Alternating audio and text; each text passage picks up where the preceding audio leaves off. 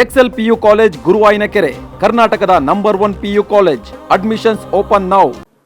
ಸಂಕ್ರಾಂತಿ ಚರ್ಚೆ ಆಗಿತ್ತು ಸರ್, ಕಾಂಗ್ರೆಸ್ ಪಾಳೆಯದಲ್ಲಿ ಸಂಕ್ರಾಂತಿಯ ಸಂಭ್ರಮ ಆಗಬಹುದು ಅಂತ. ಅದಂಗೆ ಸ್ವಲ್ಪ ಮುಂದಕ್ಕೆ ಹೋಯ್ತು. ಏನ್ ಸರ್ ಯಾವ ವಿಚಾರವಾಗಿ? ಪವರ್ ಶೇರಿಂಗ್ ವಿಚಾರದಲ್ಲಿ ನೋಡಿ, ಪಕ್ಷ ಆಲ್ರೆಡಿ ಹೇಳಿದೆ ತಾಳ್ಮೆಯಿಂದ ಇರಿ ಅಂತ ಹೇಳಿ. ಸೊ ಇವತ್ತು ರಾಹುಲ್ ಗಾಂಧಿ ಅವರು ಕೂಡ ಮೈಸೂರಿನಲ್ಲಿ ಭೇಟಿ ಮಾಡುವಂತ ಸಂದರ್ಭದಲ್ಲಿ ಸೂಕ್ತ ಸಮಯದಲ್ಲಿ ಸೂಕ್ತ ನಿರ್ಧಾರ ತಗೋತೀವಿ ಅಂತ ಹೇಳಿ ತಿಳಿಸಿದ್ದಾರೆ. ಸೊ ಹಾಗಾಗಿ ಡಿ ಕೆ ಶಿವಕುಮಾರ್ ಅವರು ಮೊದಲಿಂದನೂ ಕೂಡ ಪಕ್ಷದ ಶಿಸ್ತಿನ ಸಿಪಾಯಿ. ಸೊ ಪಕ್ಷದ ಹಿತದೃಷ್ಟಿಯಿಂದ, ಶಾಸಕರ ಹಿತದೃಷ್ಟಿಯಿಂದ ಸೊ ಎಲ್ಲವನ್ನೂ ಕೂಡ ತಾಳ್ಮೆಯಿಂದ ಎಲ್ಲ 140 ಶಾಸಕರನ್ನು ಒಟ್ಟಾಗಿ ತೆಗೆದುಕೊಂಡು ಹೋಗಬೇಕು ಅನ್ನೋ ಗುರಿಯನ್ನ ಇಟ್ಕೊಂಡು ಪಕ್ಷದ ಆದೇಶಕ್ಕೋಸ್ಕರ ಕಾಯ್ತಾ ಇದೆ.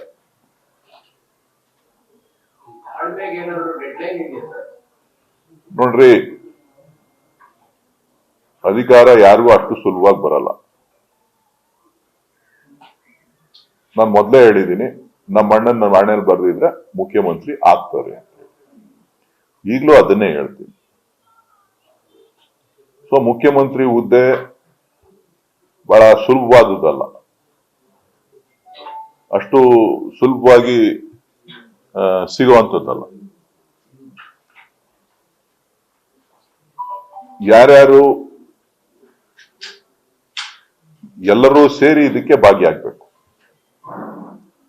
ನಮ್ಮ ಗುರಿ ಇರೋದು 2028ರ ಚುನಾವಣೆ. 2028ರ ಚುನಾವಣೆಯನ್ನ ಪಕ್ಷ ಒಗ್ಗಟ್ಟಾಗಿ ತೆಗೆದುಕೊಂಡು ಹೋಗ್ಬೇಕಾಗ್ತದೆ. ಸೊ ಆ ಒಂದು ನಿಟ್ಟಿನಲ್ಲಿ ಪಕ್ಷದ ತೀರ್ಮಾನಕ್ಕೋಸ್ಕರ ಶಾಸಕರುಗಳ ಹಿತದೃಷ್ಟಿಯಿಂದ, ನೊಂದ ಕಾರ್ಯಕರ್ತರುಗಳ ಹಿತದೃಷ್ಟಿಯಿಂದ ಎಲ್ಲವನ್ನೂ ಕೂಡ ತಾಳ್ಮೆಯಿಂದನೇ ನೋಡ್ಬೇಕಾಗ್ತದೆ, ತಾಳ್ಮೆಯಿಂದನೇ ಇರಬೇಕಾಗ್ತದೆ. ಜೊತೆಗೆ ಅವರು ಪಕ್ಷದ ಅಧ್ಯಕ್ಷರಾಗಿದ್ದಾರೆ, ಅವರಲ್ಲಿ ಮೊದಲು ಶಿಸ್ತು ಕಾಣಬೇಕು. ಸೊ ಹಾಗಾಗಿ ಆ ಶಿಸ್ತನ್ನ ಪಾಲನೆ ಮಾಡ್ತಾ ಇದ್ದಾರೆ. ಎಷ್ಟು ದಿನದ ತನಕ ತಾಳ್ಮೆಯಿಂದ ಇರಬೇಕು ಅನ್ನುವಂತ ಪ್ರಶ್ನೆ ಡಿ ಕೆ ಶಿವಕುಮಾರ್ ಅವರು ಬೆಂಬಲಿಸಿರುವಂತ ಶಾಸಕರಲ್ಲಿ ಎಷ್ಟು ದಿನ ಕಾಯ್ಬೇಕು, ಎಷ್ಟು ದಿನ ತಾಳ್ಮೆಯಿಂದ ಇರಬೇಕು? ನೋಡಿ, ಈಗ ಅನಿವಾರ್ಯವಾಗಿ ಸೆಷನ್ ತುರ್ತು ಅಧಿವೇಶನ ಕರಿಬೇಕಾಗಿ ಬಂತು. ಇವತ್ತು ರಾಷ್ಟ್ರದಲ್ಲಿ ಉದ್ಯೋಗ ಖಾತ್ರಿ ಯೋಜನೆಯನ್ನ ಹಕ್ಕನ್ನ ಕಿತ್ಕೊಳ್ಳುವಂತ ಒಂದು ಕೆಲಸವನ್ನ ಭಾರತೀಯ ಜನತಾ ಪಕ್ಷ, ಕೇಂದ್ರ ಸರ್ಕಾರ ಮಾಡಿದೆ. ಕಳೆದ 6 ತಿಂಗಳಿಂದನೂ ಕೂಡ ಉದ್ಯೋಗ ಖಾತ್ರಿ ಯೋಜನೆ ಪ್ರಗತಿಯನ್ನ ಸಾಧಿಸ್ತಾ ಇಲ್ಲ. ಈಗ ನಾವು ಬೇಸಿಗೆ ಪ್ರಾರಂಭ ಆಗ್ತದೆ. ಈಗ ಉದ್ಯೋಗ ಸೃಷ್ಟಿ ಆಗ್ಬೇಕು, ಉದ್ಯೋಗಗಳು ಹೆಚ್ಚು ಬೇಕು. ಇಂಥ ಸಂದರ್ಭದಲ್ಲಿ ನಾವು ಏನು ಕೇಂದ್ರ ಸರ್ಕಾರ ತೆಗೆದುಕೊಂಡಿರ್ತಕ್ಕಂಥ ತೀರ್ಮಾನ ಏನಿದೆ ಅದು ರೈತರಿಗೆ, ಕಾರ್ಮಿಕರಿಗೆ, ಕೂಲಿ ಕಾರ್ಮಿಕರಿಗೆ ಅನ್ಯಾಯ ಆಗಿದೆ. ಅದು ನಮ್ಮ ಮೊದಲೇ ಆದ್ಯತೆ.